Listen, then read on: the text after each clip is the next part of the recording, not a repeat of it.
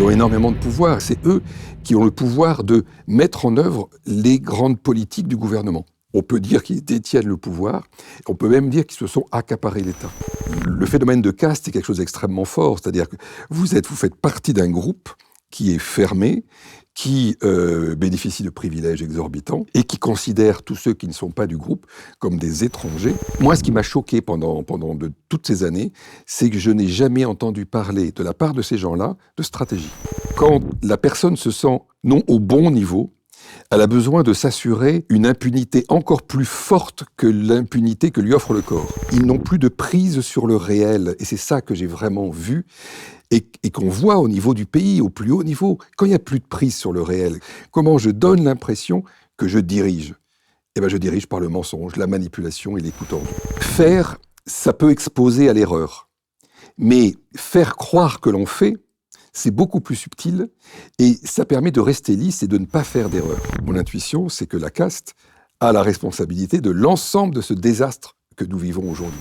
Et je pense aujourd'hui qu'on en est là. Les gens ont une véritable défiance pour toute cette population de hauts fonctionnaires et de politiques. Il n'y a plus de démocratie, il n'y a plus que le chaos.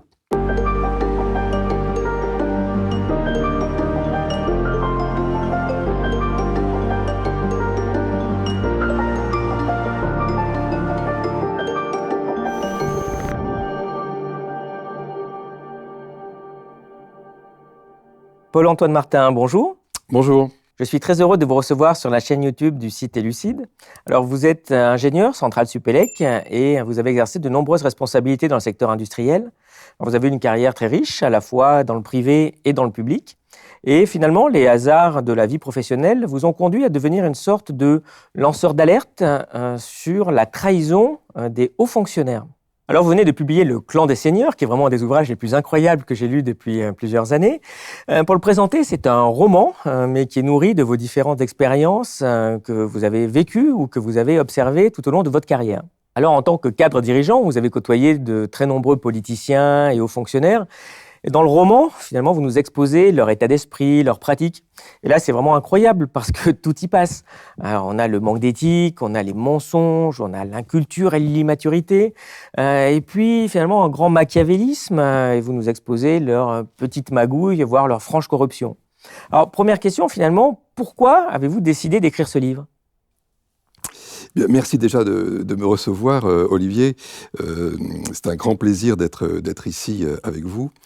Qu'est-ce qui m'a donné l'envie d'écrire ce livre ? C'est le constat, année après année, de la grande distorsion que je voyais entre le comportement de certains hauts fonctionnaires que je côtoyais, soit tous les jours, soit régulièrement, donc la distorsion entre leur comportement, leur attitude, leur façon de penser, et ce que je pensais moi être un haut fonctionnaire dans sa mission pleine. Alors, pourquoi on peut dire qu'il y a trahison ? On peut dire qu'il y a trahison quand on n'accomplit pas sa mission. Quand on n'accomplit pas sa mission, surtout quand on est missionné par l'État. Voilà, et là, moi, j'ai vu donc, des gens régulièrement ne pas être, comment dire, pleinement dans leur mission et regarder dans le même sens que l'État. C'est-à-dire que l'État demande à la haute fonction publique, aux hauts fonctionnaires, d'aller dans le sens de la décision politique qui est demandée par le gouvernement, d'aller vers le bien collectif, et d'avoir une certaine abnégation, une certaine foi, en tout cas une foi dans son pays. Et moi, j'ai vu des gens qui n'avaient pas foi dans leur pays, qui n'avaient foi qu'en une seule chose, à la fois leur carrière et quelque chose de plus éthéré qui est le corps auquel ils appartenaient. Alors, pour parler un peu rapidement de ce qu'est un corps, pour les auditeurs, il y a 3 grands corps d'État qui surnagent tous les autres et qui dominent totalement la haute fonction publique. Les personnes qui sont dans l'ENA, qui sortent de l'ENA, corps de l'ENA, et puis il y a 2 autres corps techniques, comme le corps des ponts et le corps des mines. Et l'ensemble de ces personnes-là occupent aujourd'hui toutes les places à responsabilité, ou quasiment toutes les places à très haute responsabilité de l'administration française, quelles que soient les pans de l'administration, hein, aussi bien l'économie, la finance, la santé, les transports, etc. et j'en passe, mais aussi toutes les grandes entreprises du CAC 40. Et donc, j'ai côtoyé ces gens-là au fil d'une douzaine d'années à peu près, parce que j'ai occupé un ou des postes de dirigeants, et j'ai eu à côtoyer ces gens-là. Et je me suis dit, il faut raconter. Et pourquoi l'avoir fait sous forme de roman? Alors, c'est pas tout à fait un roman, c'est un récit fictionnel, mais dans lequel tous les faits sont absolument justes. Tous les faits sont absolument justes. Je voulais montrer aux Français non pas les décisions les décisions de ces gens ou faire une enquête, on va dire journalistique, de l'extérieur de ces gens, mais rentrer en fait, faire une analyse psychologique de comment sont ces gens ou comment ils se transforment au fil des années par l'appartenance à leur corps et parce qu'ils vivent un privilège qui est exorbitant, qui est l'impunité. À quoi c'est censé servir, du coup, un haut fonctionnaire dans un monde qui fonctionnerait bien? Alors, dans un monde qui fonctionnerait bien, avec un haut fonctionnaire qui agit pleinement en accord avec sa mission qui lui est donnée par l'État. Parce que là, je parle de personnes qui sont nommées, donc c'est vraiment le top niveau, hein, qui sont nommées par décret présidentiel. Hein, ils sont nommés en Conseil des ministres par décret présidentiel, donc ce sont les plus hautes nominations et ils sont extrêmement fiers de cette nomination. D'ailleurs, que dès qu'ils peuvent le rappeler qu'ils ont été nommés par décret présidentiel, ils le rappellent. Enfin, les plus humbles, non, mais ceux qui sont justement en dehors de leur mission, ils le font fréquemment. Alors, un haut fonctionnaire, il a comme première mission, et la mission la plus noble qui soit, c'est de servir l'État dans les politiques que l'État souhaite mener, afin que l'État soit fort, solide, puissant, qu'il puisse assurer aux Français une vie confortable et qu'il soit, on va dire l'État, un bon père de famille, mais aussi que le pays puisse rayonner à l'international. Et ça, c'est la mission des hauts fonctionnaires, c'est-à-dire de piloter l'ensemble de l'administration pour aboutir à ces objectifs-là. Est-ce que ces gens, ils ont vraiment beaucoup de pouvoir? Ah oui, beaucoup de pouvoir. Ils ont énormément de pouvoir. Ils sont à l'articulation entre le très haut politique, le gouvernement, on va dire, et puis l'ensemble de la population. C'est-à-dire que c'est eux qui ont le pouvoir de mettre en œuvre les grandes politiques du gouvernement. C'est eux qui conseillent le gouvernement. Et là où ils ont aussi un grand pouvoir, c'est qu'ils sont sur le temps long. Ces gens gèrent une carrière de plusieurs décennies dans la haute administration, alors que le politique, il ne fait que passer. Donc eux, ils gèrent le temps long, ils gèrent une carrière sur le temps long. Le politique passe comme une comète, et ils le savent pertinemment. Donc ils peuvent se permettre de ralentir ou d'accélérer sur une réforme, sur une demande qui peut leur être faite par le gouvernement. Et c'est là qu'est leur pouvoir. Donc ils détiennent, on peut dire qu'ils détiennent le pouvoir, on peut même dire qu'ils se sont accaparés l'État. Bon, alors évidemment, on ne va pas pouvoir raconter toutes les expériences que vous racontez dans le livre, mais on va s'appuyer sur les principales de façon à faire comprendre quand même ce qui se passe dans la tête de ces élites. Alors tout au long du roman, on va suivre le parcours du personnage central, qui est un directeur dans un grand port français et qui, par intérim, va se retrouver directeur général. Donc du coup, il va aller à Paris dans des réunions et puis il va croiser les autres directeurs généraux des grands ports qui sont donc des hauts fonctionnaires. Et jusqu'à présent, il avait une image positive de ces hauts fonctionnaires, mais à leur contact, il va très très vite déchanter. Donc est-ce que vous pouvez nous raconter finalement cette scène qui est assez incroyable? Parce qu'en fait, il commence à perdre à ce moment-là ses illusions. Ah, il se fracasse littéralement, effectivement. Donc c'est effectivement un homme qui souhaite pleinement assumer les fonctions qu'il occupe, qui souhaite pleinement remplir la mission qui lui est donnée de façon intérimaire, comme vous l'avez dit, puisqu'il occupe la position qu'un haut fonctionnaire pourrait occuper en tant que directeur général d'un grand port maritime.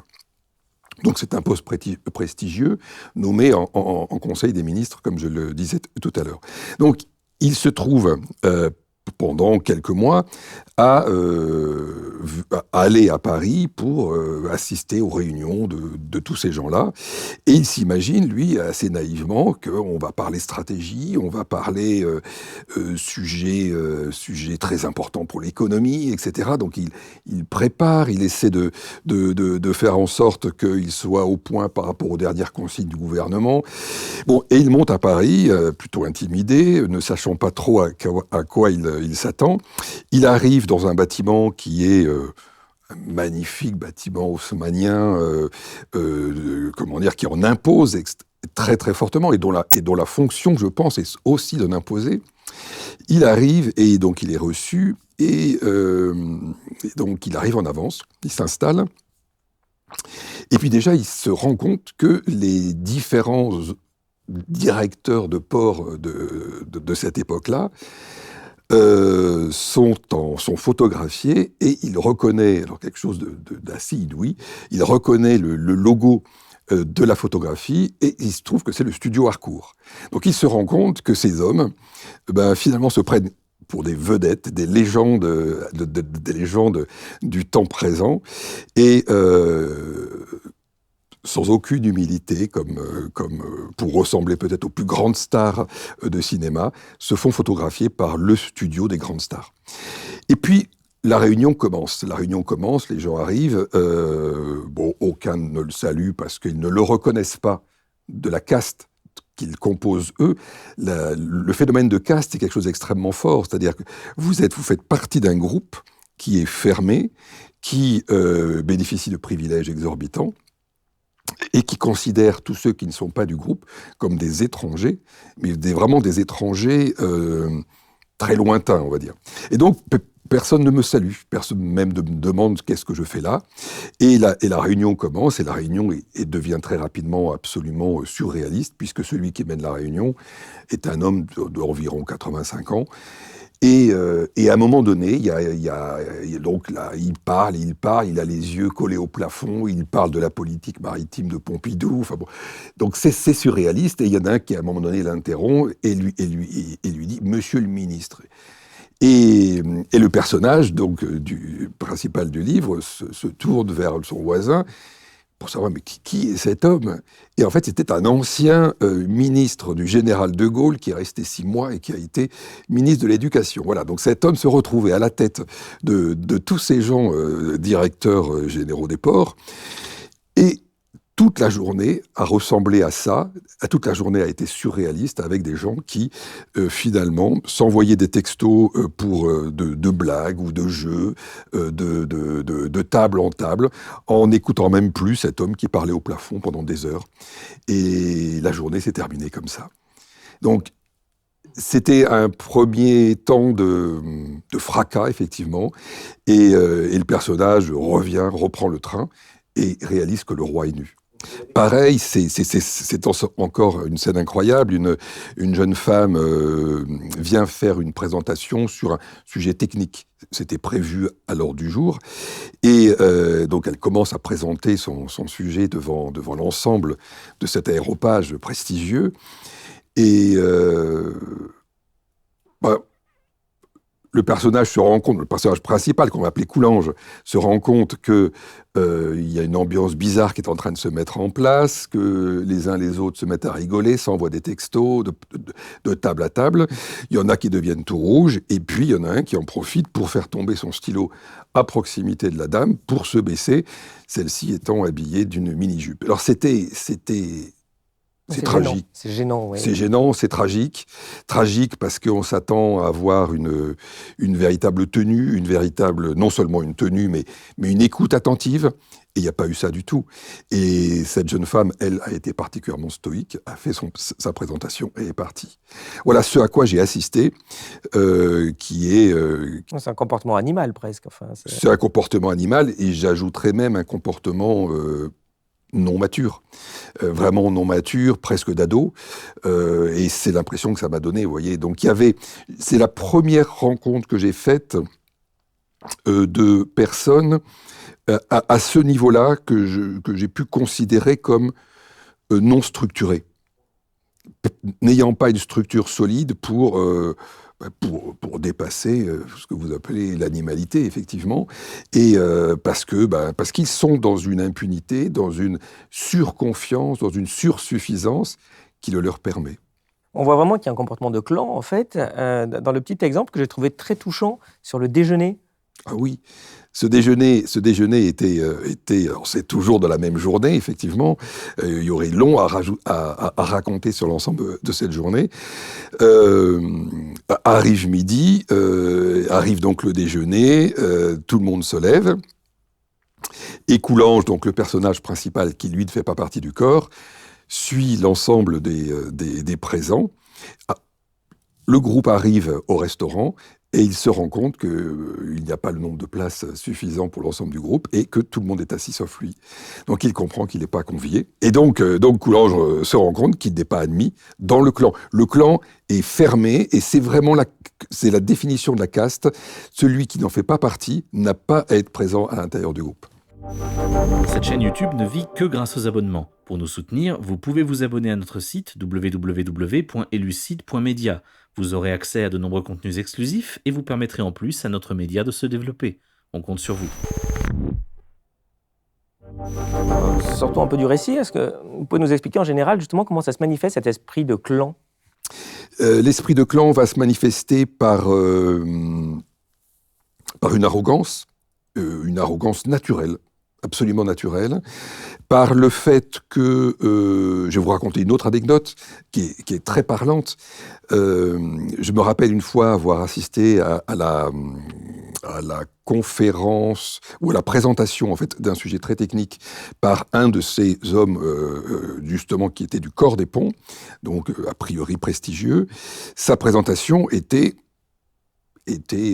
très très très mauvaise. Elle était confuse, elle était pas intelligente, et je me tourne vers un de mes voisins et je lui dis mais c'est vraiment pas bon. Et lui me répond, il est du corps des ponts, c'est forcément bon. Voilà. Donc c'est ça le clan, c'est un pour tous, tous pour un. De toute façon, on est tous des gens de l'élite. Nous sommes l'élite. Toi, tu n'es pas du corps, tu fais pas partie de l'élite et tu ne peux pas nous comprendre. C'est-à-dire qu'il y a aussi cet état d'esprit qui est ceux qui n'en font pas partie du clan ne peuvent pas nous comprendre. Donc, on peut d'autant plus se permettre ce que l'on veut. Oui, mais en fait, on se rend compte qu'ils s'identifient plus au clan qu'à la nation, finalement. Exactement. Ils s'identifient totalement au clan, ils s'identifient à leur corps d'État, qui est là pour les protéger et qui est là pour les promouvoir. C'est-à-dire que le corps d'État, c'est une sorte de syndicat qu'ils financent eux et qui est dirigé par un homme que l'on pourrait appeler un parrain, parce que ce système est plutôt mafieux. Le corps est là pour les promouvoir et pour gagner en puissance par élévation de la responsabilité collective que ces hommes peuvent occuper dans l'administration, vous voyez. Donc il y a une sorte, entre les différents corps d'État les plus prestigieux, les 3 corps que j'ai nommés tout à l'heure, il s'est établi une sorte de concurrence pour pouvoir accéder au plus haut poste, et plus un clan permet à certains d'entre eux d'accéder au plus haut poste, plus il va y avoir un effet de cooptation qui va entraîner le groupe de plus en plus haut. Voilà, et c'est ça qui se joue, et les 3 corps fonctionnent de la même façon, et au final, pour essayer de ne pas générer une concurrence qui pourrait être néfaste pour l'ensemble de ces 3 corps, ils se sont entendus, et j'appelle ça un Yalta des corps, qui est assez incroyable. J'ai pu constater ça. Ils se sont partagés le gâteau avec certains pans de l'administration pour les énarques, certains autres pans pour le corps des ponts, certains autres pans pour les corps des mines. Et donc finalement, ils se sont accaparés corps par corps des parties de l'État. Et ils savent que les postes leur sont réservés. Moi, je me rappelle, puisque à un moment donné, j'ai candidaté pour un poste de directeur général, puisque les choses se passaient très bien.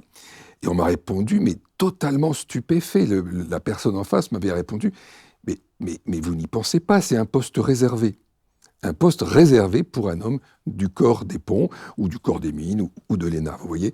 Donc ils se sont accaparés une partie donc, de l'État, et chacun fonctionne en vase clos à l'intérieur de ce pan de l'administration. Ils occupent, par exemple, pour le monde portuaire, ils occupent toutes les places décisionnaires, on va dire exécutives, du cabinet du ministre, voire même le ministre même, puisque Elisabeth Borne au transport, elle était du corps des ponts. Ils occupent donc toutes les places de cette position la plus haute, cabinet et voire ministre, jusqu'à la direction générale des plus grands établissements publics français.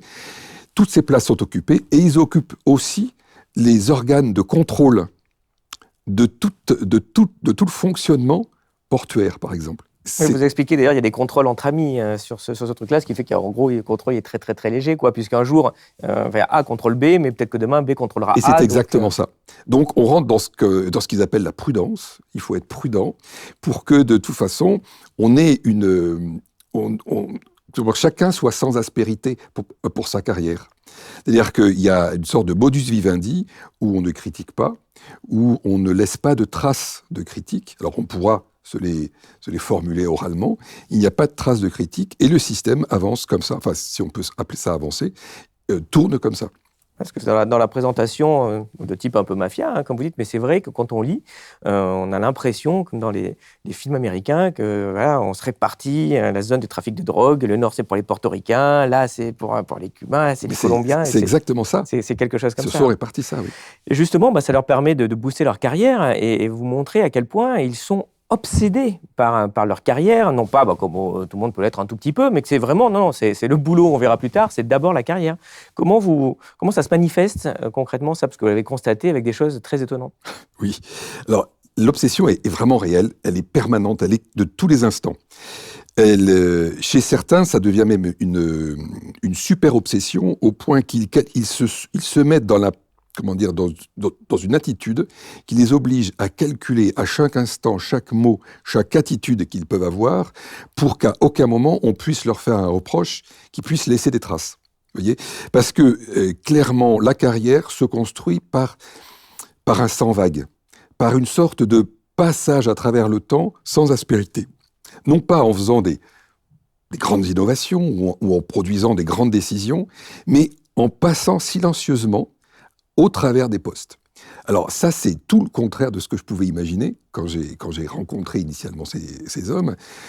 Moi, j'imaginais des hommes capables d'innovation, d'audace, de transformation, et j'ai plutôt vu des hommes timorés qui cherchaient plutôt à l'invisibilité. Vous voyez, à l'invisibilité pour ne pas être reconnus comme ayant une faiblesse.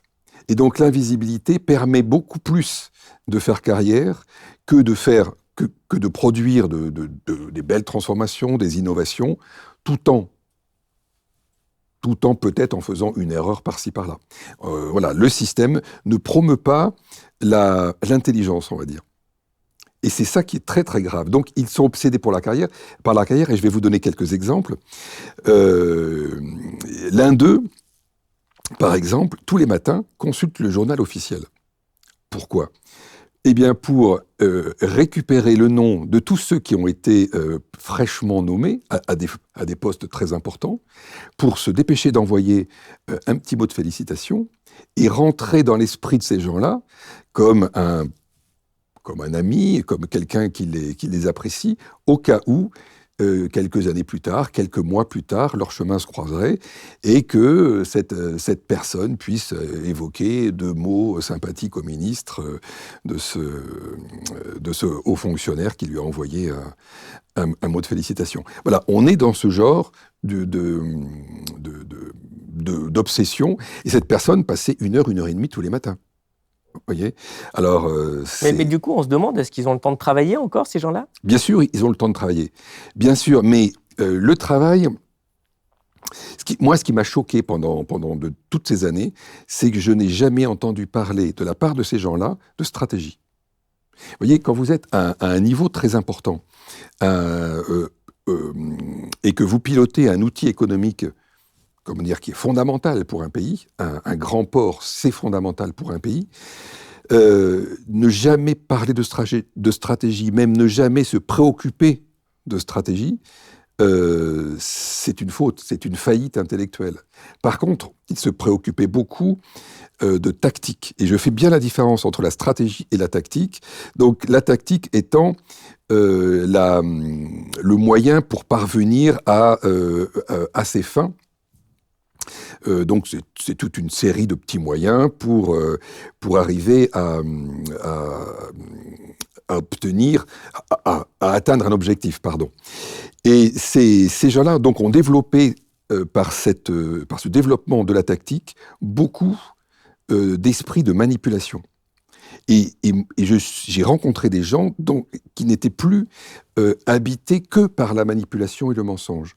Parce que le fait de vivre en permanence avec des autres hommes qui ont exactement le même parcours qu'eux-mêmes, le même mode de pensée, dans un entre-soi qu'offre le corps, ces gens ne sont plus contraints à se dépasser, et ils se réduisent finalement à des petites manœuvres, à des petites manigances. Et j'ai beaucoup vu ça. Et ces petites manœuvres, petites manigances qui sont enrichies, déployées au fil des années, deviennent de la manipulation. Moi, j'ai croisé un homme qui m'a dit « Mais moi, mon métier, c'est de vous manipuler », avec un grand sourire, comme si il disait une évidence. Cette confidence, il vous l'a faite à vous de tête à tête ou c'était plutôt en public ? Il l'a faite en public. Mais comme ce que l'on constate de plus en plus depuis quelques années, plus c'est gros, plus ça passe. Et comment ont réagi les gens ? Eh ben, les gens ont réagi en riant, en se disant « Mais c'est pas possible, il dit ça, mais c'est pas possible ». Et moi, je me rappelle, j'ai compris à ce moment-là qu'il disait exactement la vérité, mais il voulait surtout tester à quel point il avait l'emprise sur l'ensemble des salariés. Comme s'il se disait, ouais, les gens sont vraiment stupides, ça le confirme, quoi. Exactement, les gens sont vraiment stupides. Et donc, je vais pouvoir aller encore plus loin.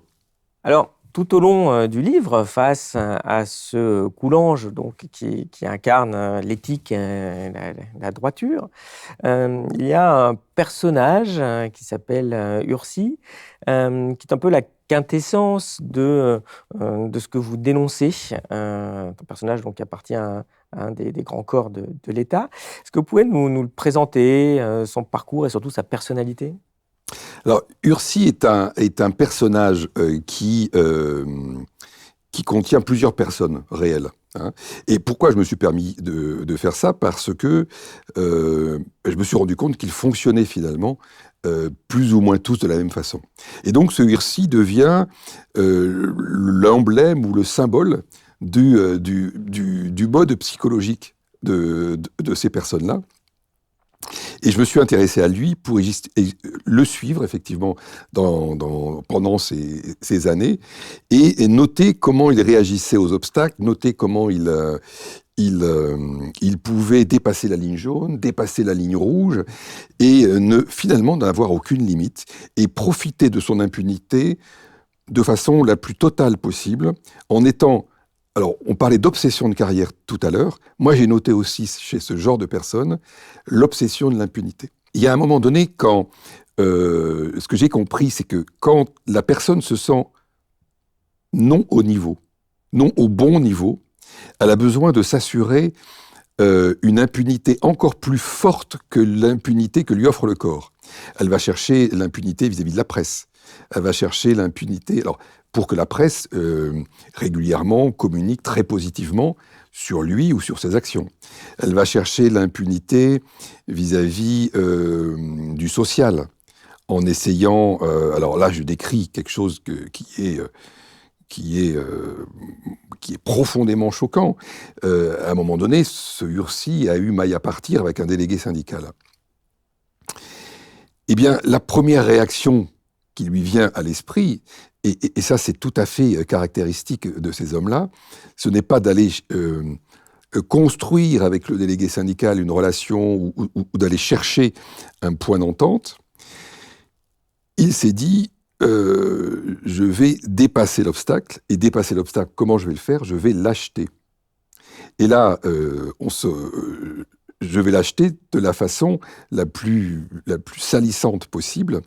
Je vais l'acheter en le corrompant ou en l'intimidant. Et Ursi a eu comme seule idée d'aller demander, parce que ces gens-là, de la même façon, ne font jamais les choses, noires directement, ils demandent toujours à autrui de la faire pour eux-mêmes. Il a demandé à un de ses agents d'aller trouver une prostituée pour essayer de créer, avec le délégué syndical, un moyen de le faire chanter par la suite. Et quand Ursi a su qu'il était père de famille avec 3 enfants, il a trouvé la solution qu'encore meilleure, puisqu'il serait encore plus achetable et on pourrait encore plus le faire chanter après. Et le rendre, comme il dit, tout doux. Et donc ça, effectivement, ça c'est la première histoire avec le syndicaliste dont j'ai été... Effectivement, j'ai vu ça de façon extrêmement choquante. Ça a été le démarrage pour moi de l'effondrement avec les premières réunions que j'ai pu vivre, dont on a parlé au début, l'effondrement définitif de toute foi dans cette caste, on va dire, en me disant ils sont capables vraiment de tout. Ils sont vraiment capables de tout parce que il n'y a plus de vision, il n'y a plus de stratégie, ils n'ont plus de prise sur le réel. Et c'est ça que j'ai vraiment vu et qu'on voit au niveau du pays, au plus haut niveau. Quand il n'y a plus de prise sur le réel, comment je donne l'impression que je dirige ? Eh bien, je dirige par le mensonge, la manipulation et les coups tordus. Donc, j'ai vu ça. J'ai vu aussi comment aller... encourager un individu tout à fait négatif et qui n'avait jamais rien apporté à l'entreprise, comment l'encourager à devenir délégué syndical pour lui offrir une tranquillité absolue, lui offrir aussi à lui une impunité et créer de la dette chez cet homme-là, toujours le même fonctionnement de création de dette chez le salarié mauvais, pour... Oui, l'idée, c'est de torpiller le syndicat en créant un deuxième bidon. Exactement, exactement, effectivement. J'en crée un deuxième bidon que je maîtrise. Et en le maîtrisant, en l'associant à mes manipulations, je me permets, comme ça, ce qu'on appelle la paix sociale. Voilà. Et cet homme finissait par devenir un exemple de réussite, de paix sociale dans son entreprise. Alors que c'était un des plus pervers de l'entreprise à la base, quoi. Alors que c'était un des plus pervers de l'entreprise. Il y a aussi un lien avec ce qu'on disait tout à l'heure sur le manque de courage dans ces histoires de confrontation syndicale avec une anecdote assez truculente, parce qu'en fait, il a peur aussi physiquement, quoi. Il a peur physiquement. On parlait du courage tout à l'heure, de comment recruter ces hommes pour incarner la haute fonction publique, pour être à un moment donné un rempart. Ces hommes doivent être à un moment donné, quand la situation devient difficile, un rempart pour l'État. Ça fait partie de leur mission. Et ce que j'ai observé, c'est qu'à un moment donné, il y a une tension syndicale forte, due à une parole tout à fait maladroite d'Ursi, justement. Il a pris peur parce qu'il craignait un blocus, ou plutôt une prise d'otage, effectivement. Et il s'était fait construire auparavant une issue de secours dans son bureau. Lui, son bureau était au premier étage. Il s'était fait construire en cachette le week-end une issue de secours lui permettant de débouler le plus rapidement possible dans une armoire située dans un bureau à l'étage inférieur. De la sorte, il pouvait sortir par la fenêtre et s'éloigner le plus vite possible et se cacher quelque part loin dans un bâtiment du port. Ça, je l'ai vu en direct. Cette personne, sans avoir été menacée, parce qu'elle n'était pas menacée, et il n'y avait jamais eu de prise d'otage dans les ports, il a anticipé ça et il n'a même pas eu le courage d'attendre éventuellement l'événement. Il s'est carapaté à toute vitesse. Mais pour finir sur les syndicalistes, il y a quand même un retour de bâton du côté d'Ursi. Qu'est-ce qui s'est passé ? Cet individu tellement Ursi, tellement habitué à la manipulation, tellement habitué au coup tordu, qu'à un moment donné, il est en train de mettre en œuvre un gros projet d'infrastructure. Et ce gros projet a des implications environnementales, donc réaction des associations écologistes qui, à un moment donné, se mettent à manifester à proximité du port. Et il n'aime pas les gens qui manifestent, bien sûr, donc il va même sans subtilité, demander, alors c'est toujours la même technique, je demande à autrui de façon orale de faire un acte délictueux. Donc il demande aux syndicalistes d'aller réunir ses copains syndicalistes, donc des dockers, pour aller, comme il disait, casser la gueule aux écologistes. Pour toujours la méthode de l'intimidation via autrui. C'est toujours la même méthode. Jamais le courage d'aller lui-même rencontrer, discuter, ou voire même avoir une relation conflictuelle. Donc toujours l'intimidation. Mais là, le syndicaliste avait commencé largement à percevoir le talent manipulateur de cet homme. Il a appelé les renseignements généraux. Et c'est là que ça devient très particulier de voir comment cette caste fonctionne. Les renseignements généraux ont renvoyé l'information car elle était sensible au niveau du ministère de l'Intérieur, qui, sachant que c'était un homme du corps des ponts, l'a basculé au niveau du ministère des Transports. Et, grande chance, ces hommes-là ont toujours un ami dans le cabinet du ministre, qui est corps des ponts aussi. Et il a, à ce moment-là, l'assurance que l'affaire est immédiatement étouffée. Voilà. Donc c'est comme ça qu'il y a un raisonnement qui se fait, qui est je suis dans une bulle en fait assez d'impunité, je rencontre un obstacle, je me pose pas la question de l'éthique, je pose pas la question de la droiture, je vais au plus simple et je me permets d'intimider, de corrompre, d'acheter. J'ai régulièrement entendu, mais tu sais, tout le monde est achetable, il suffit de connaître son prix. Et j'ai vu cette Ursie acheter des gens par une voiture de fonction, par un titre ronflant incroyable, par des choses comme ça. Et il crée une dette, en fait, envers autrui. Et c'est souvent le mode de management des mauvais.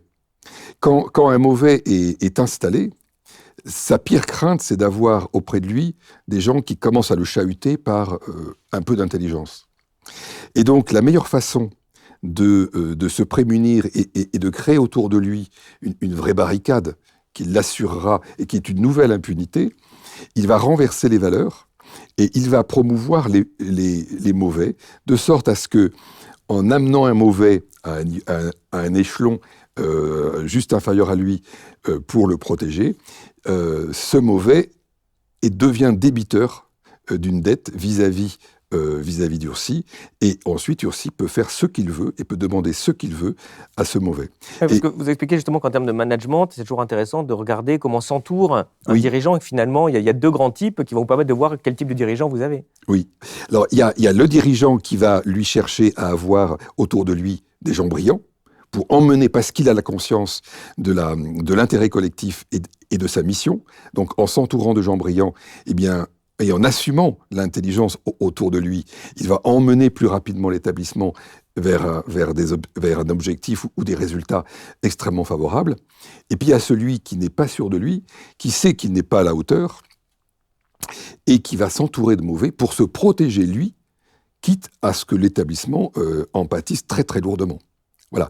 Et donc c'est en regardant les gens qu'il a choisis autour de lui, ce dirigeant, que l'on reconnaît s'il assume l'intelligence ou s'il a peur de l'intelligence et il préfère se protéger. Ursie a d'ailleurs une maxime qu'il répète souvent, c'est le costard qui fait tout. C'est quelque chose qui impressionne assez Coulanges. Qu'est-ce qu'il y a derrière cette phrase ?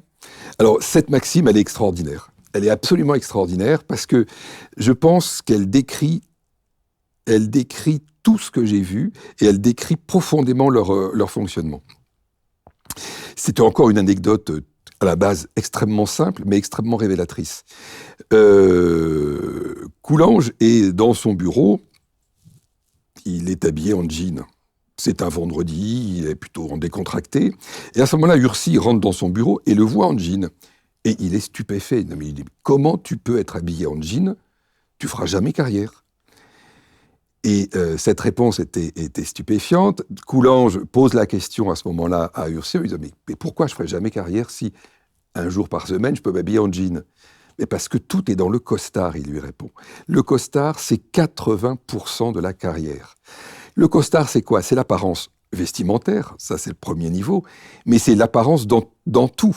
L'apparence dans l'attitude, l'apparence dans l'amitié, l'apparence dans la relation, l'apparence dans la manipulation. Ça dit aussi le mensonge, ça dit aussi, en fait, des êtres qui assument pleinement la fausseté de ce qu'ils sont et de leurs convictions, ou même de leurs non-convictions, pour qu'ils soient reconnus comme des gens valables et faire carrière.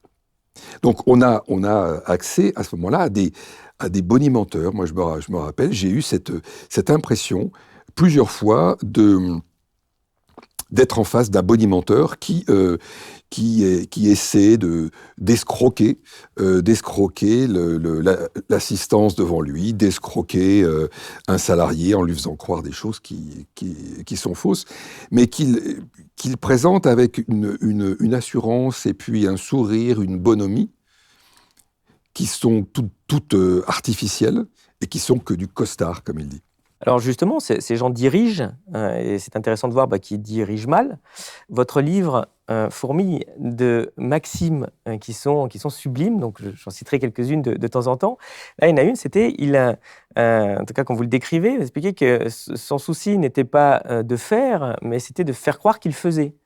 Vous pouvez nous expliquer ces méthodes, puisque vous nous dites aussi que dedans, les responsabilités, finalement, ça les terrorise. Comment ils fonctionnent? C'est quoi leur méthode, finalement, de direction? Il est concentré, effectivement, sur le costard, comme on vient de le dire, parce que faire, ça peut exposer à l'erreur.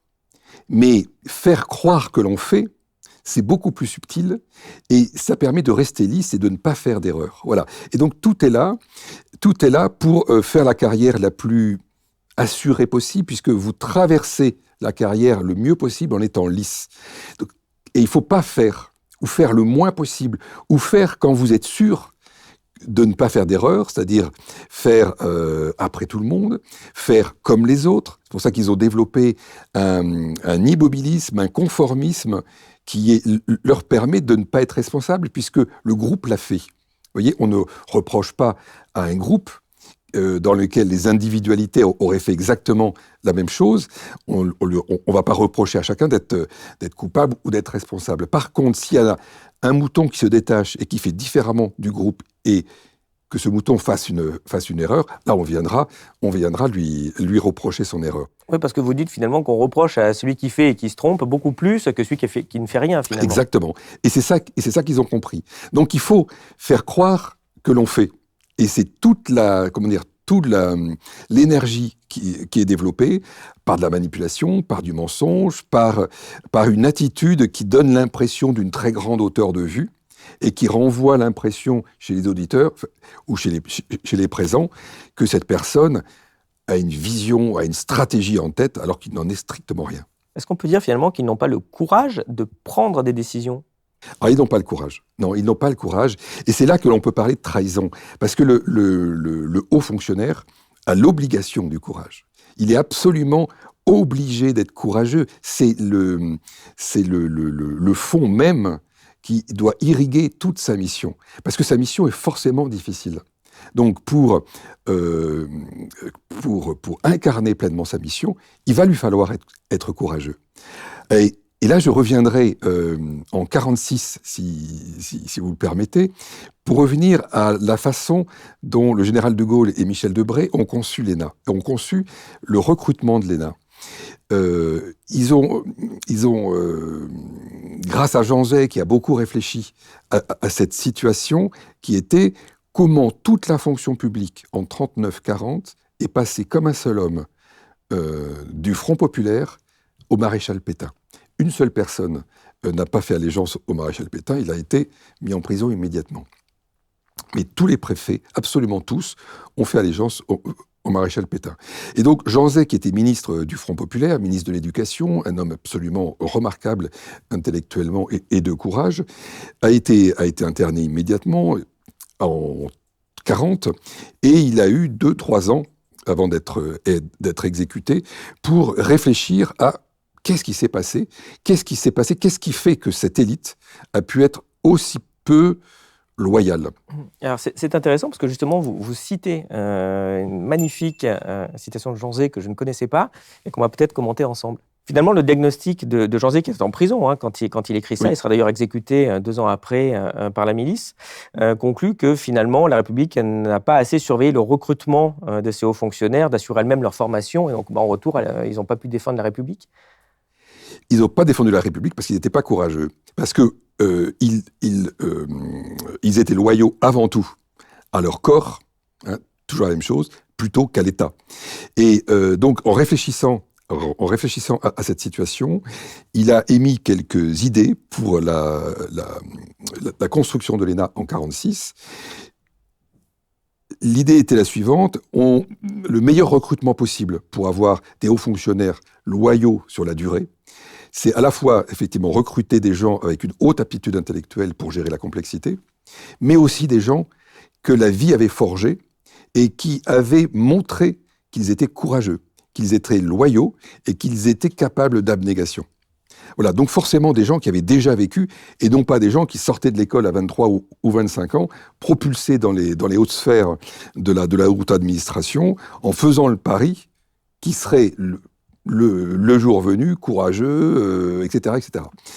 Et donc, il fallait déjà observer chez le candidat ces capacités de loyauté, de courage, etc., à la fois des capacités, mais des preuves qu'il les avait bien en lui par les actes qu'il avait pu faire les années passées. Donc à l'époque, en 1946, il était les meilleurs candidats étaient des candidats vraiment, effectivement avec haute aptitude intellectuelle, mais aussi des candidats qui étaient passés par les camps, des candidats qui avaient été résistants, mais vraiment résistants, etc., etc. Parce que la première promotion de l'ENA s'appelle d'ailleurs France combattante. Et vous trouverez sur Lucide 3 interviews que j'ai fait de 3 anciens membres de cette promotion, qui étaient très particulière, parce qu'en fait, c'était que des résistants qui ont intégré l'ENA la première année. Oui. Et donc, ça donne des hommes forcément très structurés. Et la France peut se reposer sur ce type d'hommes. Aujourd'hui, comment le pays peut se reposer sur des hommes dont on n'a pas testé le courage, dont on n'a pas testé l'abnégation et la foi dans le pays? C'est ce qui s'est passé en 1939, finalement. Ces gens n'avaient pas cette foi dans le pays. Ils servaient le maître qui venait d'arriver. Ils changeaient de maître, ça ne changeait rien à leur carrière, ça ne changeait rien à leurs revenus, à leur niveau de vie, etc. C'est le tragique de l'époque, et il est possible qu'aujourd'hui, on revive ce tragique-là. Alors, tout ceci, en termes de management, a des conséquences. Et vous citez, puisqu'on est dans le domaine des ports, eh bien, ce qui se passe sur l'évolution des ports français, qu'on voit sur la courbe rouge, par rapport à l'évolution du trafic de l'ensemble des ports mondiaux, dont le trafic a été triplé, et la France, quasiment rien. C'est une conséquence de ces mauvais managements ? À l'évidence, oui, je répondrai oui, puisque ce sont les mêmes hommes qui sont à la tête depuis... c'est le même corps qui est à la tête des ports français depuis plusieurs décennies, et en particulier souvent les mêmes hommes qui tournent entre eux à la tête des différents ports. Donc, on ne peut pas leur enlever cette responsabilité. Ils doivent l'endosser, évidemment. Alors, on peut imaginer qu'il y a effectivement d'autres paramètres, mais aujourd'hui, qu'est-ce qu'on constate ? Les navires qui viennent alimenter l'Europe, ils contournent la France très principalement. Ils rentrent par le Channel, la Manche, ils remontent le long de la côte normande, et ils vont principalement desservir les ports de Belgique, les ports de Hollande et les ports d'Allemagne. Le plus grand port qui dessert la France, quel est-il ? C'est une devinette. Eh bien, c'est Anvers. C'est Anvers, un port belge, qui dessert le plus la France. Le port d'Anvers, à lui tout seul, a le même volume que l'ensemble de tous les ports français. Donc, quand on prend ce chiffre-là en considération, on peut, mesurer le désastre absolu, le désastre industriel qui a saccagé notre pays depuis plusieurs décennies, puisque un port, est un outil absolument stratégique et fondamental pour un pays, fondamental pour son économie, pour sa richesse, pour ses emplois, pour son aménagement de transport à la fois ferroviaire mais aussi routier. Ce qui veut dire que la France est passée, on le voit, à côté d'une manne absolument incroyable, et cette manne est venue alimenter les pays limitrophes. Parce que la France a aujourd'hui une image portuaire qui est absolument catastrophique. Ouais, vous avez eu d'ailleurs des retours d'expériences étrangers qui sont assez hallucinantes. Ah oui, les retours que j'ai eus sont tragiques par la violence en fait qu'ils m'ont retourné. Je suis allé à Munich, un des plus grands salons de logistique dans le monde, et à Munich, je découvre. Donc, on y rencontre des logisticiens de très très grande envergure, et j'ai rencontré un logisticien allemand qui présentait l'ensemble de ses agences d'implantation en Europe. Donc, chaque agence était un point lumineux sur une grande carte d'Europe. Il y avait une multitude de points lumineux, et il y avait un pays qui était dans le noir, et le noir dessinait la France. Il n'y avait aucune agence de ce logisticien en France, et je m'en suis étonné. Je suis allé voir le directeur pour lui demander comment cela se faisait, et il m'a répondu très directement, nous, on ne veut plus travailler en France à cause de la haute fonction publique. Tous ces hauts fonctionnaires, on ne veut plus les voir, on ne veut plus les côtoyer, on a eu trop de problèmes avec eux, c'est trop compliqué de travailler avec eux. Mais justement, dans ce contexte, les hauts fonctionnaires, ils ont défini une espèce de catégorie qu'ils appellent les techniciens. C'est quoi les techniciens ? Alors, les techniciens, ce sont ceux qui sont pas du corps, qui sont pas hauts fonctionnaires et qui font finalement marcher le système.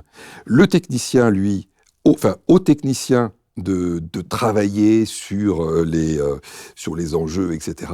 Et puis aux hauts fonctionnaires qui se voient dans un monde tout à fait à part, dans un monde en lévitation presque, aux fonctionnaires d'être celui qui est honoré, celui qui fait carrière. On permet aux techniciens un petit peu de carrière pour l'encourager, parce que c'est un être humain tout de même, mais la vraie carrière revient à la haute fonction publique. Moi, je me rappelle d'un échange que j'avais eu, nous étions 3, il y avait 2 hauts fonctionnaires, et j'allais m'occuper d'un groupe de travail pour faire des propositions en termes de logistique. Et je m'imaginais animer ce groupe de travail parce que j'avais déjà une première expérience. Et on m'a dit non. Le président doit toujours être un homme du corps des ponts. Ensuite, ceux qui ne sont pas du corps des ponts, ils travaillent. Mais ils travaillent pour lui. En fait, ils ont aussi un rapport à la vérité qui est extrêmement problématique. Ils ont un rapport à la vérité, comme vous dites, très problématique parce que ce rapport n'existe plus. La vérité est une opinion, finalement. La vérité, c'est le jeu de ceux qui croient encore à la morale, de ceux qui croient encore à la justice. Ceux que j'ai rencontrés considèrent que tout ça n'existe pas, qu'il n'y a qu'une seule morale, qu'une seule justice, qu'une seule vérité, c'est ce qui marche. Donc ils ont une vision très, c'est même pas pragmatique, c'est très simpliste en fait. Et donc la vérité, elle les encombre plutôt qu'autre chose. On peut même parler finalement d'un culte du mensonge. Alors moi, ce que j'ai remarqué, ce que j'ai remarqué à la fois au niveau local, les personnes que j'ai rencontrées, mais aussi quand on regarde les très hauts fonctionnaires qui occupent les plus hautes fonctions ou le gouvernement aujourd'hui. On remarque que celui qui manipule le mieux le mensonge ou le mieux la manipulation, c'est celui qui réussit le mieux finalement. Donc ils ont créé une inversion des valeurs qui est à leur profit. Parce que finalement aussi, ils ne rendent jamais de compte, ces gens-là. Non, ils ne rendent jamais de compte. Ils ne rendent jamais de compte, ce qui est quelque chose d'incroyable. On demande des comptes à n'importe quel agent, salarié dans une entreprise ou même dans la fonction publique. Ces gens-là ne rendent jamais de compte parce que ils sont censés travailler sur le temps long. Or, eux, ils changent de poste extrêmement régulièrement et ils changent de poste avant que leurs actions puissent avoir des effets. Mais quand bien même ils auraient à rendre des comptes, ils rendraient des comptes auprès de leurs pairs. J'expliquais tout à l'heure qu'il y a un organe de contrôle qui est aussi habité par ces mêmes hommes. Donc finalement, ils ne rendent pas compte, ils ne gèrent pas la stratégie, ils n'ont pas de vision, et c'est ce que j'ai observé pendant cette douzaine d'années. En fait, ce système, finalement, il ne tient que parce que les gens ne se rendent pas compte que cette élite, finalement, est un peu pourrie et les trahit. C'est ce que régulièrement, avec un collègue, nous disions, si la population savait à quel point cette strate qui surplombe toute l'administration et qui a le pouvoir fonctionner, et à quel point elle dysfonctionne, et à quel point elle est en manque de vision et de stratégie, la population serait dans la rue immédiatement. C'est extrêmement grave. Et ces gens tiennent parce qu'ils sont dans l'ombre. On ne les connaît pas, on ne connaît même pas leur organisation, on ne sait pas comment ils fonctionnent, on ne sait même pas qui ils sont.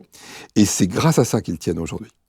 Même une jolie maxime dedans, vous dites que justement, le peuple est sans protection, livré au loup, il ne le sait même pas, hein, et on a bousillé son avenir, en fait. C'est ça l'idée? Oui, je crois que, je dis aussi, ils sont les fossoyeurs de notre avenir. Ils nous empêchent d'avoir l'avenir que la France, normalement, devrait nous permettre. Parce qu'ils ont trahi leur mission. Ça, c'est ce que j'ai observé. Et quand on voit le graphique de tout à l'heure, que depuis 1985, l'activité des ports français n'a pas évolué, c'est un scandale d'État. Absolument un scandale d'État. Ça veut dire que cette caste, aujourd'hui, est une escroquerie. Et moi, l'analyse que je fais, c'est que le management par le pire, c'est-à-dire je préfère sélectionner le mauvais parce que le mauvais ne me posera pas de problème, parce que moi, de toute façon, j'ai perdu toute audace, toute envie, en fait, de me dépasser. Le mauvais ne m'empêchera pas. Ce mode de fonctionnement aboutit, au pire, ne peut pas créer de richesse. Et on nous a inculqué la croyance depuis plusieurs décennies que l'aptitude intellectuelle était la même chose que l'intelligence. Or, ces gens-là, on leur reconnaît une aptitude intellectuelle, effectivement, mais moi, je ne leur reconnais pas, pour beaucoup que j'ai rencontrés, l'intelligence. L'intelligence est créatrice et l'intelligence permet, parce qu'elle est capable d'intégrer pleinement le contexte et son environnement, l'intelligence permet la bonne décision.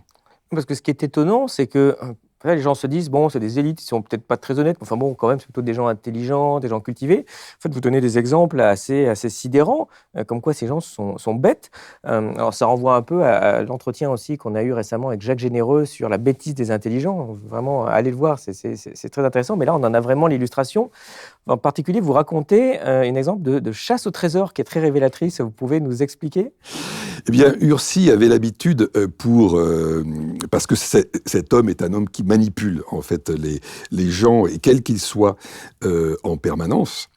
Il avait l'habitude d'organiser une sorte une fois par an, une petite journée on va dire de séminaire. Alors on appelle ça pompeusement séminaire. En fait, ça se réduit à une petite journée de colonie de vacances entre cadres. Et donc, il avait organisé cette fois-ci une chasse au trésor. Alors, je fais une petite parenthèse, parce que moi, j'ai vu ça pendant une dizaine d'années. Hein. J'ai vu l'organisation de ce genre de journée avec ce genre de jeu pendant une dizaine d'années. Et ces hommes-là, et cet homme-là, vous voyez, ça c'est la petite anecdote dans l'anecdote, a toujours gagné. Ce qui est assez étonnant, c'est que tous les jeux qui ont pu se succéder pendant 10 ans, il était toujours le gagnant. Donc c'était devenu une blague, mais ça montre aussi qu'ils sont incapables de se positionner autrement, incapables d'humilité, incapables de reconnaître une erreur à un moment donné. Et donc, à la fin de cette journée, moi je m'approche d'Ursi et puis je lui pose la question, je lui pose une question par rapport aux différentes questions que l'on avait pu avoir à répondre pendant la chasse au trésor. Et j'évoque un livre.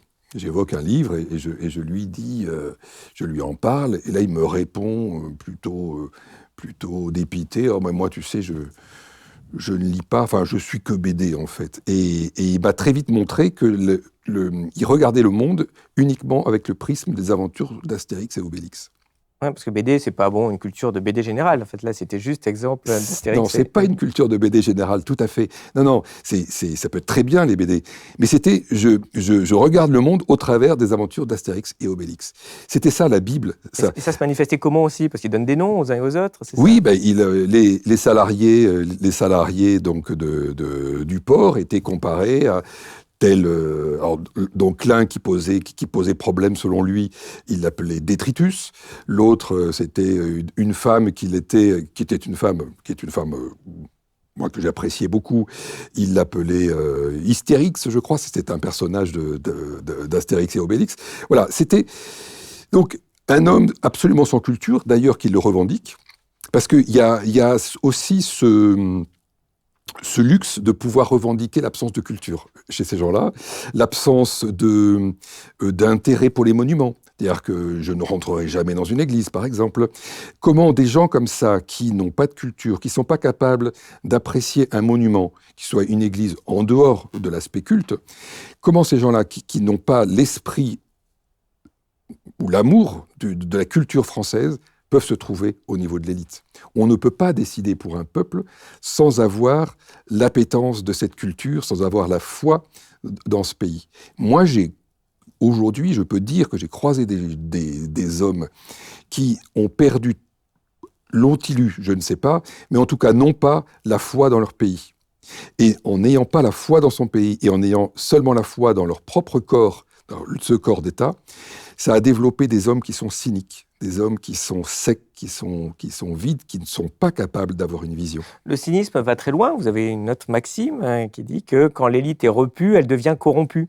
Et en effet, on voit ce genre de comportement. Et donc, dans le livre, on a un passage où Coulanges essaie de s'opposer, au fait de signer un contrat très avantageux avec une boîte privée. Comment ça se passe? Comment le rapport public-privé dans ce cas-là?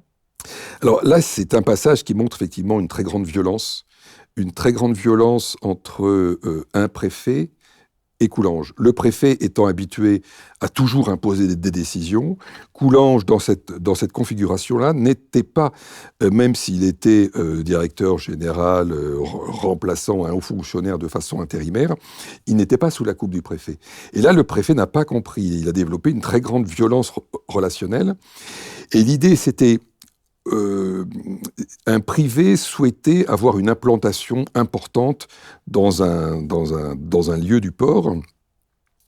Et ce privé a eu l'astuce, mais on ne peut pas la lui reprocher puisque ça fonctionne, de faire croire au préfet que son implantation allait créer des centaines d'emplois. Le préfet, dupe ou pas, je ne sais pas, mais le préfet étant intéressé effectivement, personnellement, à ce que des emplois se créent dans son département, a fait une pression absolument incroyable, extrêmement violente sur ma personne, pour que je signe le document. Et donc le document autorisant l'implantation de cette entreprise. Ce que je n'ai pas fait, ce qui m'a été extrêmement reproché, et on m'a expliqué à la fin que je n'étais pour ça pas un vrai directeur, vous voyez. Donc un vrai directeur aurait signé sans aucun encombre. À la fin, le nombre d'emplois créés était de 11.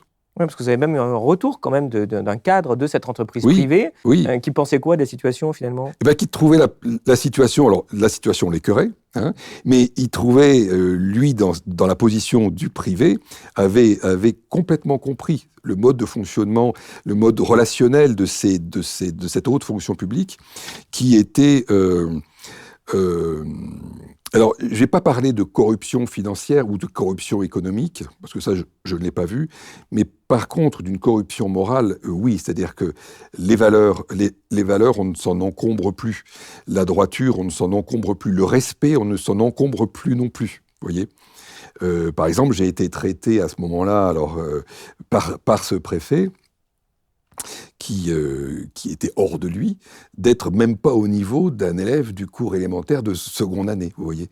Donc ça montre bien le mépris, l'arrogance qui peut-être ne se voit pas quand on est dans une relation superficielle avec ces gens, mais dès qu'on rentre dans des choses qui leur tiennent à cœur ou qui peuvent leur permettre un bout de carrière supplémentaire, là, la violence se déchaîne et l'arrogance est extrêmement, extrêmement forte. Tout ça, c'est lié à ce que vous appelez un espèce de règle, en tout cas, qui les conduit. C'est le côté du « c'est politique ». Alors, ça se manifeste comment, ce truc ? La parole « c'est politique », c'est comme... c'est une sorte de sésame à faire... à ne pas discuter déjà de la consigne qui est donnée, d'une part.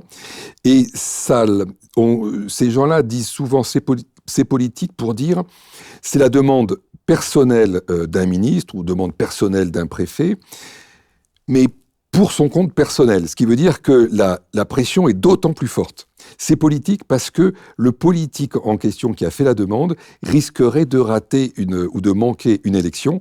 Donc il faut absolument lui rendre service. Alors justement, ça se manifeste par une autre anecdote. Pour faire simple, en gros, il y a un ministre qui veut se parachuter. Donc pour aider son élection, là, il va falloir faire quelque chose. Et là, alors, tout d'un coup, il n'y a plus de soucis. On va faire un truc immense qui risque d'avoir des conséquences environnementales très très lourdes, très pénibles et qui sont évidemment pas tout à fait en relation avec les avantages qu'on peut attendre de l'opération.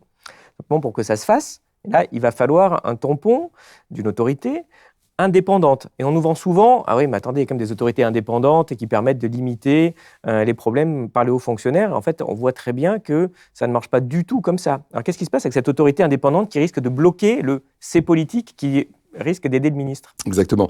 J'ai observé une porosité évidente entre ces différents organes, puisque...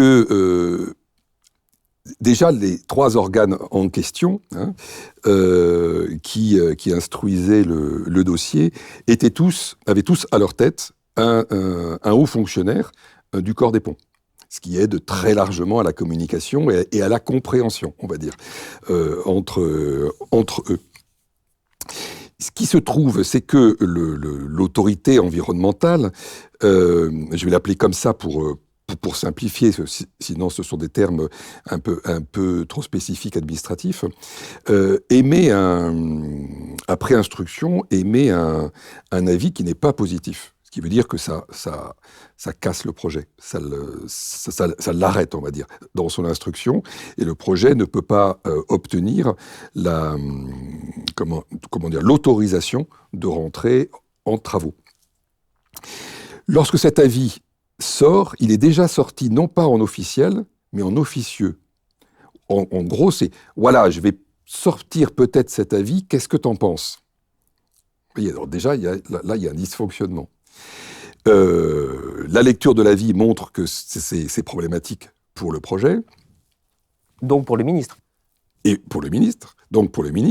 Et là, qu'est-ce qui se passe ? Il y a une pression qui se monte en local extrêmement forte, et c'est là qu'Ursi dit à Coulanges, mais qu'est-ce que je lui ai mis ? Tu t'imagines pas tout ce que je lui ai mis, j'ai hurlé dessus en lui expliquant qu'elle n'avait pas compris les enjeux. Les enjeux, c'est ça, c'est effectivement la demande, elle vient de très haut. Et la pression a été telle qu'il a été demandé au préfet de convoquer en urgence la personne qui avait signé cet avis officieux dans le bureau du préfet pour une explication et pour lui mettre une pression extrêmement forte pour modifier l'avis. Quelques jours plus tard, on reçoit un mail qui explique de façon très, très simple. Voilà, je t'informe, donc Ursi reçoit un mail de l'organe qui faisait l'instruction globale du projet. Je t'informe, ouf, que nous avons réussi à faire modifier l'avis, maintenant c'est bon. Voilà, là il y a quelque chose qui pose question en termes de démocratie, qui pose question en termes de séparation des pouvoirs, de séparation des organes qui viennent contrôler les uns les autres. Mais on a déjà évoqué l'autre organe qui est rattaché au ministre et qui est censé contrôler les ports. Il n'y a pas de contrôle qui se fait puisqu'ils sont tous du même corps. Donc ces gens se connaissent tous. Donc là, il se pose un vrai problème démocratique, un vrai problème de confiance et un problème encore plus grave qui vient se rajouter, la destruction du contrat social. Une population, c'est-à-dire une démocratie comme la nôtre, fonctionne grâce à un contrat social qui pourrait se résumer de la façon suivante. Je vote pour des politiques qui ont à disposition une haute administration qui va mettre en branle toute l'administration pour mettre en œuvre les politiques choisies. Et moi, population, je fais confiance à ces gens-là. Si ce genre d'anecdote, comme je le raconte, mais que j'ai vu, se passe couramment, et on peut imaginer que ça se passe couramment, si la haute fonction publique fonctionne comme je la décris, et moi j'en ai tellement vu qui fonctionnent comme ça, et d'ailleurs le résultat des ports, le résultat de l'administration des hôpitaux, de l'économie, de l'énergie, etc., n'apporte que de l'eau à notre moulin, de montrer en fait qu'il y a un vrai problème structurel et de fonctionnement de notre pays, puisque l'administration, tous ces grands pans d'administration s'écroulent, c'est que effectivement, c'est une menace considérable pour le contrat social. Et quand le contrat social est perdu, quand les gens n'ont plus confiance, et je pense aujourd'hui qu'on en est là, les gens ont une véritable défiance pour toute cette population de hauts fonctionnaires et de politiques, il n'y a plus de démocratie, il n'y a plus que le chaos. En plus, c'est quelque chose qu'ils assument très bien, cette idée de dédémocratisation, parce qu'en fait, ils voient le peuple comme un problème, comme des gens prêts à foutre le bordel pour... C'est un empêcheur. Le peuple est un empêcheur de ce que eux souhaitent. C'est-à-dire qu'ils ont pas de prise sur le réel, ces gens-là. Et donc, comme en plus, ils sont convaincus qu'ils sont les seuls à savoir, ils sont les seuls à être les plus intelligents, ils se font un fantasme du réel. Comme en plus ils sont déconnectés, décorrélés de la population, ils ont un fantasme du réel, et comme ils s'imaginent extrêmement intelligents, leur objectif c'est de ramener, de forcer le réel au niveau de leur fantasme. Et ça n'aboutit qu'à se fracasser, et on a vu des désastres industriels, on a vu des désastres dans les transports. Aujourd'hui, le mode ferroviaire est considérablement affaibli par rapport à ce qu'il pouvait être il y a 40 ans. On a vu tout à l'heure sur le graphe comment les ports végètent depuis 40 ans.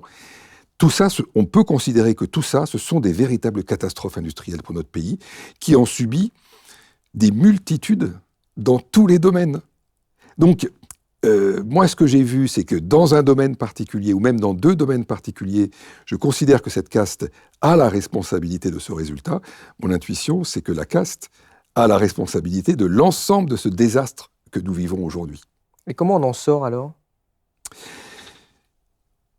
Je termine ce livre en me disant qu'il y a une refondation morale absolument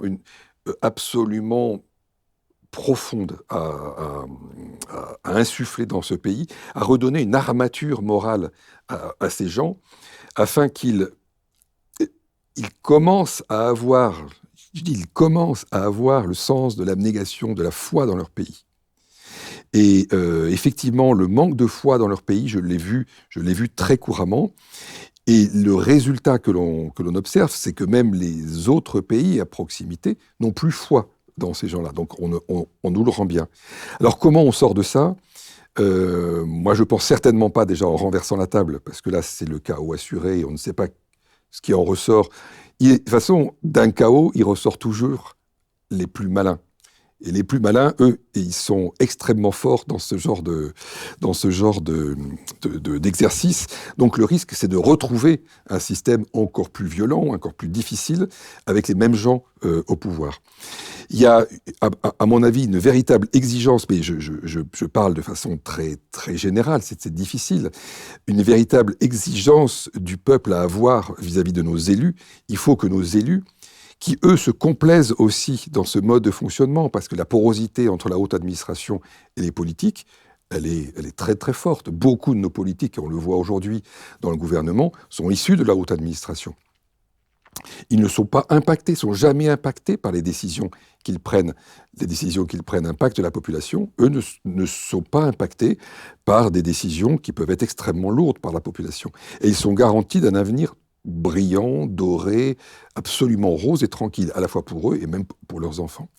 Donc il y a la nécessité que la population ait une grande exigence vis-à-vis des politiques, et c'est aux politiques de faire en sorte que la haute administration soit à leur service, soit au service du pays. Il y a un véritable ménage à faire au sein de la haute administration afin que le plus haut niveau soit capable d'effacer de la haute administration des gens qui se comportent comme ceux que je décris dans mon livre. Là, il y a un discours très intéressant d'Emmanuel Macron qui date du 25 avril 2019. C'est un discours qu'il a fait et qui a pour thème « Il faut casser les grands corps d'État ». La date est très importante. Elle est post-2018, ça veut dire post-Gilets jaunes. Dans l'esprit d'Emmanuel Macron, ce que l'on peut comprendre de cette date-là, c'est qu'il a compris que la cristallisation de colère qui a eu lieu de notre pays est due au dysfonctionnement majeur de la haute administration. Et donc lui répond en disant « Je vais casser les grands corps d'État ». Donc il considère bien que la cause, une des causes en tout cas, se trouve là. Et il explique qu'il n'est pas normal qu'on puisse faire carrière toute sa vie dans la haute administration, vivre dans l'impunité, vivre dans une tranquillité absolue, en n'ayant toujours que du plus et du mieux devant soi. Et donc, il explique qu'il faut absolument, rapidement, ouvrir la haute administration au monde académique, au monde de l'international, au monde de l'innovation, 3 mondes qui ne sont absolument pas présents dans la haute administration et qui manquent fortement. Et il dit aussi, on ne peut pas rentrer dans la haute administration dès que l'on sort de l'école, c'est pas possible. Il faut que le candidat à la haute administration soit éprouvé. Et c'est ce qu'on disait tout à l'heure, éprouvé sur son courage, sa foi dans le pays, son abnégation, etc. Il y a d'ailleurs un exemple qui montre le détachement démocratique de ces gens-là, c'est leur réaction à la réforme des retraites. Finalement, ils en pensaient quoi ? Alors ça, c'est une autre anecdote dans le livre que je relate. Coulanges est avec Ursi en train de discuter de choses et d'autres, oui, d'une prochaine grève générale, parce que est en train de se mettre en place une réforme des retraites, donc c'était la réforme d'il y a quelques années. Et Ursi est très attaché au sport et au football. Ursi voulait absolument aller voir un match à Paris. Et la première inquiétude qu'il avait, c'était est-ce que je vais pouvoir aller à Paris à cause des grèves ? Et quand Coulanges lui explique qu'il est très probable qu'il ne puisse pas y aller parce que le match tombe pile au moment des grèves, à ce moment-là, Ursi se trouve très affecté. Et Coulanges lui répond, mais tu dois être concerné, toi aussi, par la réforme des retraites. Et c'est là que cet homme, avec une désinvolture, comme je les ai vus tellement souvent, tellement désinvolte, lui répond, mais moi, ça ne me concerne pas. Moi, toutes les années que j'ai passées en tant qu'étudiant, elles comptent dans ma retraite. Donc, je ne suis pas concerné. C'est là qu'on voit qu'une élite, c'est un scandale d'État. C'est un scandale absolu, à mon sens, démocratique. Une élite ne peut pas ne pas être impactée par les décisions qu'elle prend. C'est impossible. On ne peut pas construire une démocratie dans ces conditions. L'élite, elle doit être, quand on dit qu'elle est proche du peuple, mais qu'elle doit aussi vivre au rythme du peuple, au rythme des réformes, au rythme des conditions difficiles. Et si elle est totalement déconnectée, elle ne peut absolument rien diriger correctement. Elle dirigera pour elle. Il y a quelque chose aussi d'assez incroyable, c'est qu'on voit très bien que ces gens-là, évidemment, ils s'occupent de leurs collaborateurs, qu'ils embauchent, ils sont protégés de très loin au ministère par les copains du corps. Mais vous citez aussi l'anecdote assez incroyable, c'est que Ursi a recruté son patron. Alors ça, c'est effectivement assez exceptionnel. C'est pour ça que je parle du monde merveilleux du corps. C'est-à-dire toutes les règles que les gens qui nous écoutent peuvent connaître dans le monde normal, elles sont transformées, elles sont différentes ou elles n'existent pas.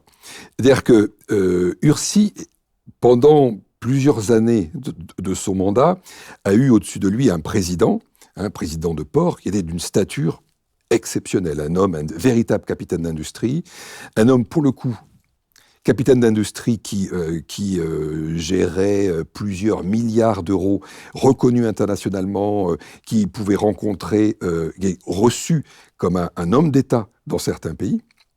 Cet homme n'avait pas le bac. Cet homme n'avait pas le bac, et je me rappelle, il m'avait dit « Oh, vous savez, moi, le seul diplôme que j'ai, c'est mon permis moto. » Et bien cet homme qui était à ce point, entre guillemets, si peu instruit, ou qui avait fait si peu d'études, il était humainement extraordinaire, d'une intuition, d'une empathie mais exceptionnelle, d'une présence relationnelle à n'importe qui était immédiate. Aucune once d'arrogance pouvait exister en lui, et la capacité à prendre une hauteur de vue à toute vitesse qui était phénoménale. Là, on voit un capitaine d'industrie qui a une vision, qui a une stratégie, tout en étant capable de discuter avec n'importe qui de façon humaine. C'est-à-dire, il était un homme parmi les autres hommes. Et donc, cet homme, malheureusement, il travaillait beaucoup, il est mort très prématurément, et il a laissé un gros vide. Et là, Ursi, qui est un homme très pragmatique, réfléchit toujours en opportunité. Quelle est l'opportunité que m'offre tel événement? Et là, il a trouvé l'opportunité d'aller proposer à un homme totalement,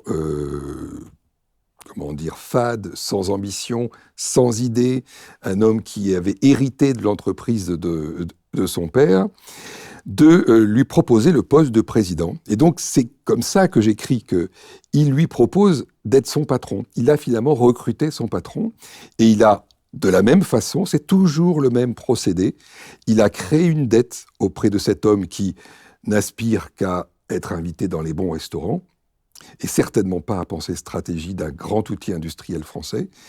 Il a créé une dette chez cet homme qui peut aujourd'hui se glorifier et pavaner en se présentant comme président d'un outil économique majeur pour le pays.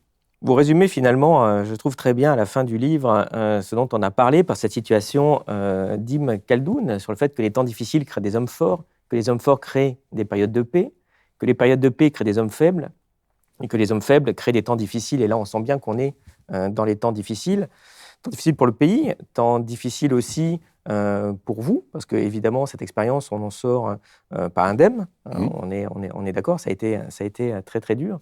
Quel est comment vous avez vécu tout ça, je dirais personnellement? Personnellement, j'en ressors beaucoup plus fort qu'avant. J'ai perdu des illusions. Mais c'est important de perdre des illusions pour regarder la société avec lucidité et de voir finalement quelles sont ses faiblesses aujourd'hui, quels sont ses dysfonctionnements, par l'expérience. J'ai appris tout ça par l'expérience. Et aujourd'hui, j'ai une lecture du monde qui est totalement différente, mais qui me semble beaucoup plus opérante. Et je me sens là une vraie responsabilité aujourd'hui de dire ce que j'ai vu, de lever le voile sur ce monde qui est invisible, inconnu, qui agit dans l'ombre, mais qui agit énormément dans l'ombre et qui agit, on va dire, pour tous les Français, ou presque même contre tous les Français. Il faut dire ce genre de choses pour que les Français soient conscients de l'état d'esprit de ces hommes. Alors je ne veux pas généraliser à outrance, bien sûr, une généralisation n'est jamais bonne. J'ai vu des hommes extraordinaires dans ces groupes, mais j'ai vu une masse critique assez importante, trop importante, qui aujourd'hui a un état d'esprit qui ne permettra pas à la France de se relever, de trouver une issue, et qui, à mon avis, est principalement le responsable d'un certain saccage des principaux pans de notre administration et donc de notre économie. Nous arrivons à la fin de cet entretien. Merci beaucoup. Merci. Vraiment, on renvoie les auditeurs vers votre livre, où ils découvriront d'ailleurs la fin qui est très pesante, parce que ce sont des hommes dangereux et on voit jusqu'à quel point. Je vais vous poser notre question traditionnelle. Qu'est-ce qui, selon vous, est connu de peu de personnes et qui mériterait d'être connu de tous ? Eh bien, je vous répondrai par un livre que j'ai lu concomitamment à l'écriture de ce livre et qui m'a beaucoup aidé pour encore aiguiser ma lecture et mon regard. C'est le livre d'Hannah Arendt, Le procès à Jérusalem. Elle a été invitée pour suivre, pour je ne sais plus quel journal américain, le procès de Eichmann à Jérusalem. Et c'est absolument exceptionnel. Elle explique avec une très grande intelligence, une très grande acuité, ce qu'elle appelle la banalité du mal. Et j'estime aujourd'hui que ces hommes que j'ai pu côtoyer aujourd'hui sont des éléments, des rouages de cette banalité du mal.